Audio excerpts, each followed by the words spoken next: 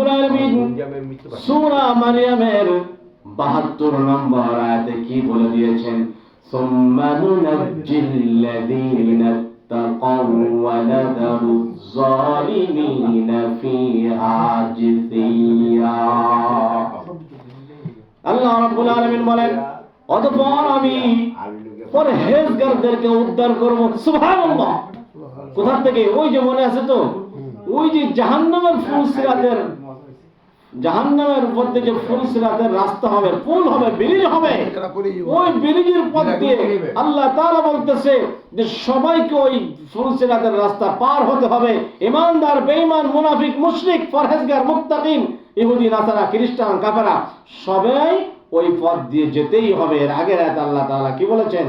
তোমাদের মধ্যে, তাহাদের মধ্যে, অর্থাৎ আল্লাহ বলতেছে তাদের মধ্যে এমন কোন লোক, তোমাদের মধ্যে এমন কেউ নাই যে তথা পৌঁছাইবে না। কোথায়? ওই জাহান্নামের মানে যাওয়া লাগবে, উপর দিয়া যে রাস্তা হবে, পুল হবে, ব্রিজ, ওই ব্রিজ পার হতে হবে।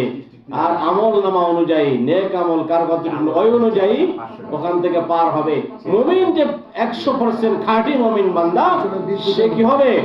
ওই যে বিদ্যুতের ন্যায় চোখের পলকে 30,000 বছরের রাস্তা পার হয়ে যাবে। সুবহানাল্লাহ।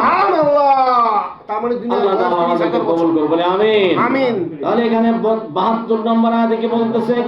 আল্লাহ বলেন, আমি পরহেজগারদেরকে উদ্ধার করব। সুবহানাল্লাহ, সুবহানাল্লাহ। পরহেজগারদেরকে কি করবেন? উদ্ধার করবে, এবং জালিমদেরকে সেখানে নতুজানো অবস্থায় ছেড়ে দিবে। নাউজুবিল্লাহ। নতুজানো অবস্থায়, মানে মাথা উল্টা দিকে, নিচের দিকে দিয়া তাদেরকে, জালিমদেরকে ওই জাহান্নামে নিক্ষেপ করবে। নাউজুবিল্লাহ। আমি পারবো না বাবা। এইজন্য তাফসীরের মধ্যে মুফতি তকি উসমানী সাহেব লিখেছেন, নেককার লোকজন এমন ভাবে পার হবে জাহান্নামে কোনো কষ্ট তাদেরকে স্পর্শ করতে পারবে না। সুবহানাল্লাহ। তা পার হয়ে যাবে, জান্নাতে চলে যাবে। আল্লাহু আকবার। যারা কাফের ও পাপী, তারা পার হতে পারবে না, তারা জাহান্নামে পতিত হবে। নাউজুবিল্লাহ। অথবা যাদের অন্তরে ঈমান থাকবে, যাদের অন্তরে কি থাকবে? ঈমান থাকবে, আল্লাহ তাদেরকে কি করবে? কি করবে? যাদের অন্তরে ঈমান থাকবে, শাস্তি ভোগের পর তাদেরকে জাহান্নাম থেকে বের করে আনা হবে। কিন্তু যাদের অন্তরে বিন্দু মাত্র ঈমান থাকবে না, লক্ষ্য করে শুনি, যাদের অন্তরে বিন্দু মাত্র ঈমান থাকবে না, যারা পরিমাণ ঈমান থাকবে না, তারা কখনো ওই জাহান্নামের রাস্তার পথ উপর থেকে মুক্তি পাবে না। ফুলসিরাতের রাস্তা যে পার হওয়ার সময় যাদের যারা পরিমাণ ঈমান থাকবে না, তারা কি পাবে না? মুক্তি পাবে না। নাউজুবিল্লাহ। তারা চিরকাল সেখানেই থেকে যাবে। কোথায়? জাহান্নামে। আল্লাহ তাআলা, আল্লাহ রাব্বুল আলামিনের কাছে আমরা তা থেকে পানা চাই। পূর্ণ বান্দাদেরকে, অর্থাৎ নেক বান্দাদেরকে জাহান্নাম পার হতে হবে কেন? ওই যে আল্লাহ তাআলা বলে দিয়েছেন, অতঃপর তাদের মধ্যে যারা জাহান্নামে প্রবেশ করবে, এরপরে যে আল্লাহ তাআলা বললেন, তোমাদের মধ্যে এমন কোন কেউ নাই যে তথায় পৌঁছাবে না।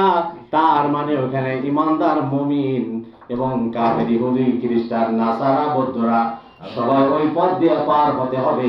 মুমিন বান্দারা বিজলির আকারে, বিদ্যুতের ন্যায় পার হয়ে যাবে। আর যাদের অন্তরে যারা পরিমাণ ঈমান থাকবে না, তারা ওই জাহান্নামের ভিতরে নিক্ষিপ্ত হবে। আর যাদের অন্তরে ঈমান থাকবে, তারা যদিও জাহান্নামে যায়, আল্লাহ তাআলা তাদেরকে ওই জাহান্নামে কিছু কাল, অর্থাৎ আল্লাহ ভালো জানে কতদিন জাহান্নামে ভোগ করতে হবে। জাহান্নাম ভোগ করার পরে আল্লাহ তাআলা তাদেরকে একদিন না একদিন জান্নাতে পৌঁছায় দিবে। সুবহানাল্লাহ। যারা প্রকৃত পক্ষে কাফের, তাদের জন্য কোনো নাজাত নাই, মুক্তি নাই, তারা চিরস্থায়ী জাহান্নামের ভিতরে থাকবে। নাউজুবিল্লাহ। জাহান্নামের বিভীষিকাময় দৃশ্য দেখার পরে যখন জান্নাতে যাবে তখন জান্নাতের মর্যাদা তারা ভালোভাবে উপলব্ধি করতে পারবে। তারা কি করতে পারবে? উপলব্ধি করতে পারবে। কারা? এখানে কি বলছে? জান্নাতে যাবে যারা, জান্নাতের মর্যাদা তারা ভালোভাবে উপলব্ধি করতে পারবে। সুবহানাল্লাহ। আল্লাহ তাআলা যে ওয়াদা করেছিল জান্নাতে, সে ওয়াদা আল্লাহ তাআলা রক্ষা করেছেন। কারণ ইন্নাকা লা তুখলিফুল মিয়াদ, নিশ্চয় আল্লাহ তাআলা প্রতিশ্রুতির ব্যতিক্রম করেন না। আল্লাহ তাআলা ওয়াদা খিলাফ করেন না। আল্লাহ তাআলা যে প্রতিশ্রুতি দিয়েছেন যে জান্নাতে নেব অমুক অমুক বান্দাদেরকে, কাদেরকে নিবে, এবং আমি আল্লাহর সাথে সাক্ষাৎ হবে, এবং যা যা ওয়াদা করেছি তা তা তোমরা পেয়েছো কিনা আল্লাহ তাআলা জিজ্ঞাসা করবে। জান্নাতীরা তখন বলবে ক্বালু নাআম, হে আমাদের রব, আমরা পেয়েছি যা যা আপনি ওয়াদা করেছিলেন। আপনি একটা ওয়াদাও খেলাফ করেন নাই, প্রতিশ্রুতির ব্যতিক্রম করেন নাই, আমরা সব পেয়েছি। তখন আওয়াজ আসবে, আল্লাহ সব পেয়েছি, কিন্তু সব পেয়েছি আবার কিন্তু কি? তখন মুমিন যারা ঈমানদার জান্নাত থাকবে, তারা আল্লাহ সবকিছু তো পেয়েছি, আপনার দিদার তো পেয়ে নাই, আপনার সাক্ষাৎ তো এখনো হয় নাই। তখন আল্লাহ তাআলা সরাসরি জান্নাতীদেরকে দেখা দিবে। সুবহানাল্লাহ।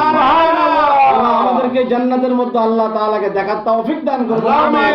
আমাদের বাড়ি ছিল জান্নাতে, আমাদের আদি পিতার বাড়ি কোথায় ছিল বলেন? আমাদের আদি পিতার বাড়ি ছিল জান্নাতে, আমরাও যেতে চাই জান্নাতে। আল্লাহ তাআলা আমাদেরকে কবুল আর মঞ্জুর করুন। আমিন।